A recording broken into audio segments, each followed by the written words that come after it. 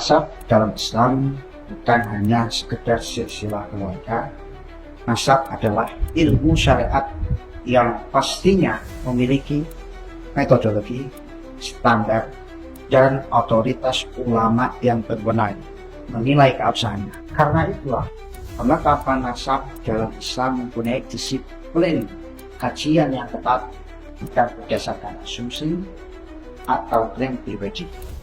Nasab Sahadat Arab merupakan contoh yang sangat jelas, sebab selama berabad-abad nasab mereka setelah ditetapkan oleh para ahli nasab, dicatat dalam literatur sejarah yang otoritatif, dijadikan dasar keputusan fatwa, dan diterima umat tanpa penolakan ilmiah yang mu'tabar.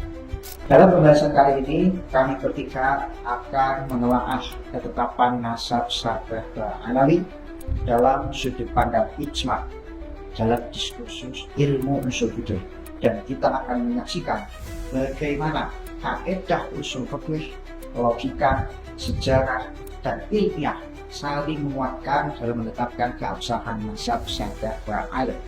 Agar pembahasan kita runtut, kita harus memahami dahulu apa itu ijma, siapa yang berhak menetapkannya, dan bagaimana kekuatan ijma dalam ilmu usul fikih.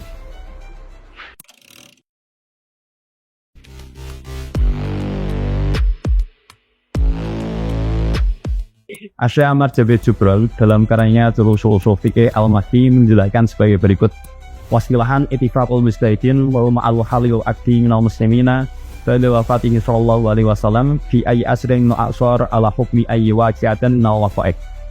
Yang artinya definisi ijma dalam istilah ulama ushul fikih adalah kesepakatan para mujtahid dari kalangan kaum muslimin setelah wafatnya Nabi Muhammad SAW dan terakhir mengenai suatu hukum syar'i pada suatu masa tertentu.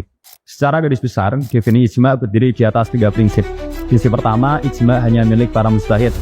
Mereka adalah ulama berkompeten yang memahami dalil, ayatul ahkam dan adilatul ahkam, memahami kaidah ushul fikih dan kaidah fikih, memahami metodologi ijtihad dan berbagai bidang ilmu lainnya, termasuk memahami masalah ijma dan masalah khilaf.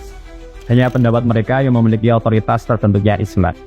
Prinsip kedua, ijma hanya terjadi setelah wafatnya Nabi Muhammad SAW. Karena selama beliau hidup, wahyu adalah rujukan tunggal. Setelah beliau wafat, ulama lah yang menetapkan kesepakatan hukum alias ijma. Prinsip ketiga, pendapat setelah mujtahid tidak masuk dalam ijma. Opini orang awam, pengamat internet, akademisi tanpa sanad ilmuwan, blogger, youtuber, atau peneliti amatir meskipun viral tidak memiliki kedudukan dalam terwujudnya ijma. Dan ketika prinsip ini diterapkan dalam pembahasan mazhab Sahadat Alawi, maka hasilnya sangat jelas bahwa para ulama, para ahli nasab, para qadhi dan mufti, serta tokoh-tokoh besar yang mempunyai kredibilitas dan otoritas dalam terbentuknya ijma, seluruhnya sepakat bahwa nasab tersebut sah dan valid.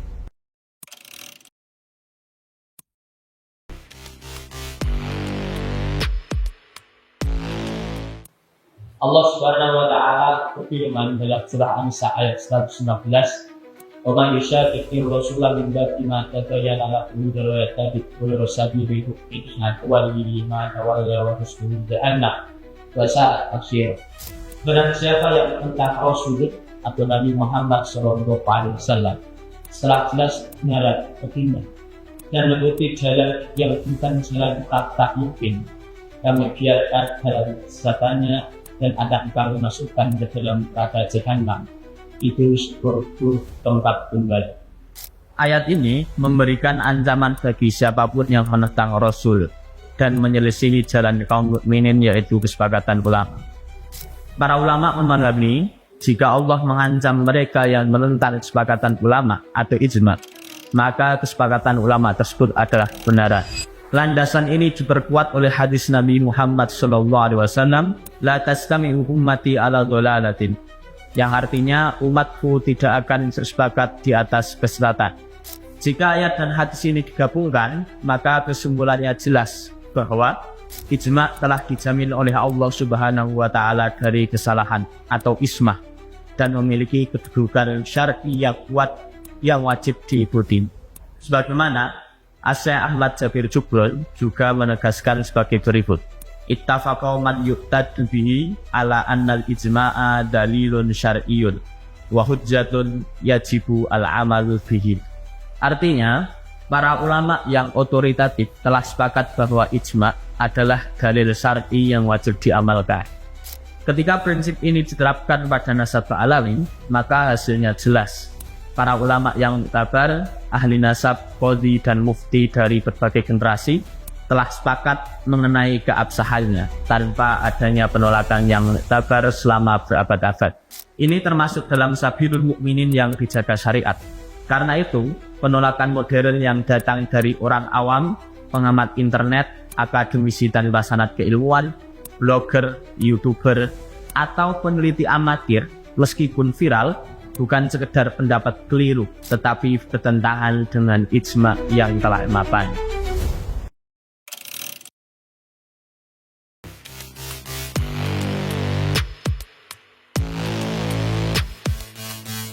Untuk memahami bagaimana ijma' mazhab Sadaq Ba'alawi terbentuk, kita harus memahami dua kaidah berikut. Kaidah pertama, at-tasamu'. Dalam metodologi fikih ditegaskan bahwa at-tasamu' adalah salah satu metode penetapan nasab yang telah disepakati atau ijma' oleh 4 mazhab. Sebagaimana telah dikemukakan oleh Syekh Waqbah Al-Zuhaili di dalam karyanya Kitab Al-Fiqhu Al-Islami wa Adibatu, beliau menegaskan at-tasamu' istifadatul khabari washtiharuhu bainan nas. Tasamu' adalah tersebarnya suatu kabar hingga menjadi terkenal di kalangan masyarakat. Wa qad ittafaqa fuqaha'ul madhahibil arba'ati ala jawazi isbatil nasabi bi syahadatis sama'i. Dan para fuqaha dari 4 madhab sepakat bahwa nasab boleh ditetapkan berdasarkan kesaksian yang dikenal. Kaidah kedua, ijma' tidak harus diumumkan secara lisan. Dalam metode usul fikih, ijma' tidak harus diumumkan secara lisan. Ijma' bisa terbentuk ketika suatu pendapat diketahui para ulama yang mempunyai kredibilitas dalam berijtihad, dan tidak ada satupun dari mereka yang menolak. Artinya, diamnya mereka terhadap suatu pendapat padahal mampu membantahnya, itu berarti mereka setuju. Karena jika pendapat itu salah, mereka berkewajiban untuk meluruskannya. Dalam konteks mazhab Sadaq Ba'alawi, sejarah membuktikan bahwa nasab mereka sudah tervalidasi, tersebar luas atau istifadah, dan diketahui semua kalangan atau suku. Keabsahan ini telah diverifikasi oleh ulama ahli sejarah seperti Al-Imam Al-Janadi, Al-Imam Al-Wafi'i, dan juga ulama muktabar lainnya. Dan faktanya, tidak ada satupun bantahan dari semua ulama sebelum dan setelah pemilihan partai. Maka, kondisi seperti ini secara kaidah fikih dan usul fikih telah memenuhi syarat untuk terbentuknya ijma'. Menariknya, ijma' mazhab Sadaq Ba'alawi terus berlanjut, bahkan ditegaskan oleh para ulama muktabar generasi selanjutnya. Di antaranya Asy-Syaikh Al-Muhibbi dalam karyanya yang berjudul Khulasatul Asar, beliau menyatakan wa Alawiyun huwa ibnu Ubaidillah bin Ahmad bin Isa. Ba'alawi adalah keturunan Ubaidillah bin Ahmad bin Isa. Fa innahu jadduhum al-akbar al-jami'u li nasabihim. Beliau seorang leluhur terbesar yang menjadi titik penyatuan nasab mereka. Wa nasabuhum mujma'un alaih inda ahli tahqiq. Dan nasab mereka telah disepakati kebenarannya atau mujma'un alaih oleh para ulama ahli tahqiq. Asy-Syaikh An-Nabhani dalam karyanya yang berjudul Riyadhatul Jannah juga menyatakan inna sadatana Ali Ba'alawi qad ajma'at al-ummatu al-muhammadiyyatu fi sa'iril a'syari wal aqtar ala annahum min asahhi ahli baitin nubuwwati nasabah. Yang artinya, sesungguhnya para sayyid dari keturunan Ba'alawi telah disepakati atau mujma'alaih oleh ulama Muhammad di berbagai zaman dan berbagai masa sebagai keturunan Ahlu Baitin Nabi, keluarganya Nabi yang paling sah nasabnya. Ulama masa kini seperti Syekh Ali Jum'ah juga menyatakan dalam jejak berikut, ما رأيكم في نسب السادة بقى علوي ثابت بالإجماع، ثابت بالإجماع. واحد بقى فسل يطلع ينكر النسب الشريف مع نفسه، يعيش مع ربه وحر. بقى علوي ثابت نسبهم عندنا بالإجماع، لم نرى أحدا يشكك فيها عبر التاريخ. أصله مش موجود في الكتاب الفلاني، أصله مش موجود في الكتاب العلاني. عيش مع حياتك واقعد كده تملي متشكك. حسبنا الله ونعم الوكيل. فهذا الكلام حمل من السخف ما الله به عليم. jika semua ulama yang muktabar dari masa ke masa, dari berbagai daerah, tidak ada satupun yang menolak keabsahan nasab Alawi, padahal mereka mampu menolaknya, maka itu bukan suatu kebetulan. Itu adalah ijma yang wajib diakui dan diikuti.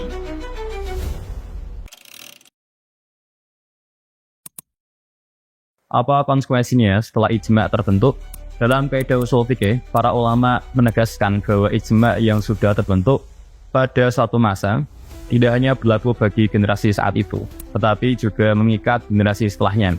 Sesuai dalam kaidah usul yang terapkan, yaitu anna ijma'a ay asrin hujjatun liman ba'dahum.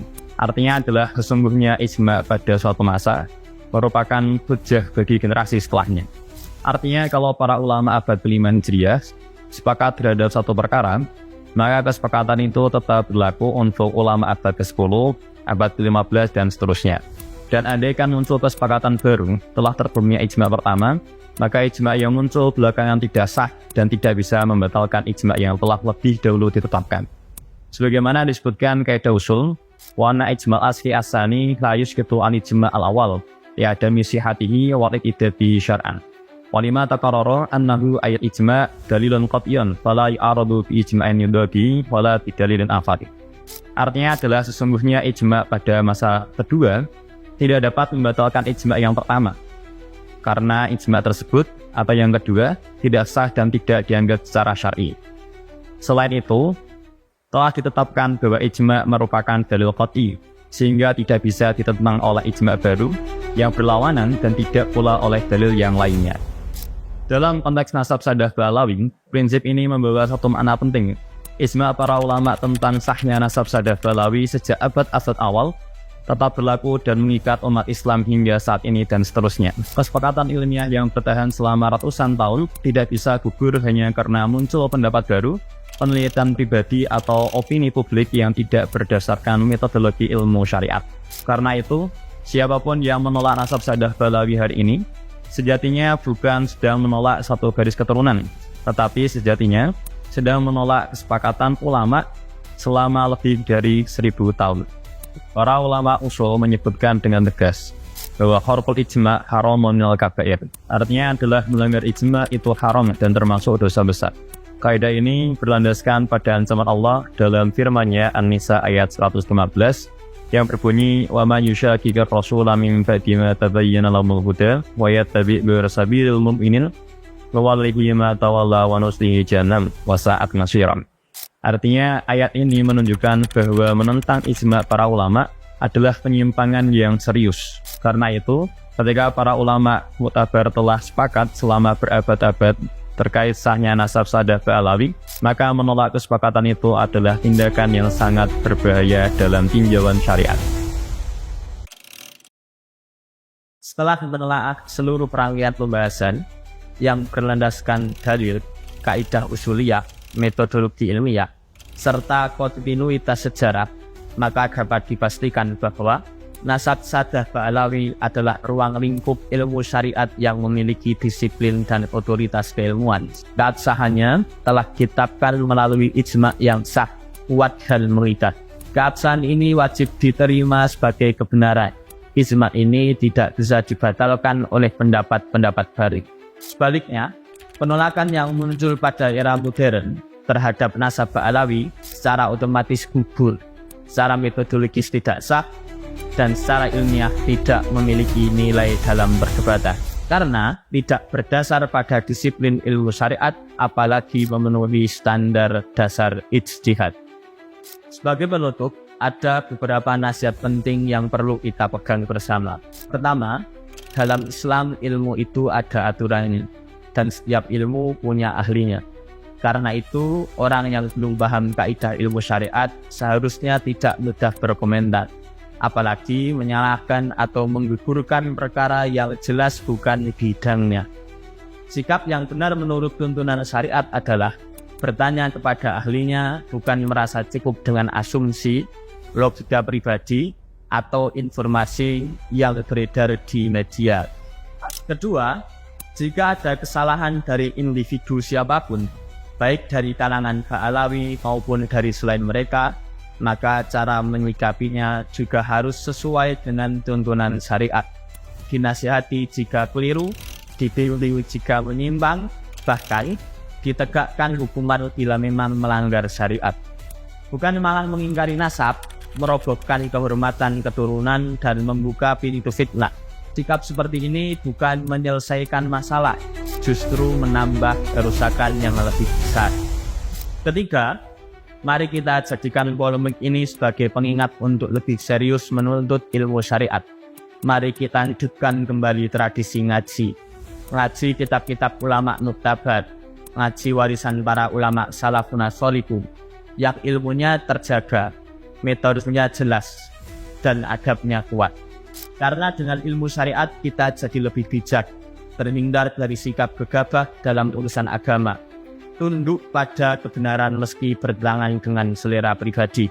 Semoga Allah Subhanahu wa Ta'ala membimbing kita untuk selalu berjalan di atas ilmu, adab, dan tuntunan syariat yang lurus. Amin ya rabbal alamin.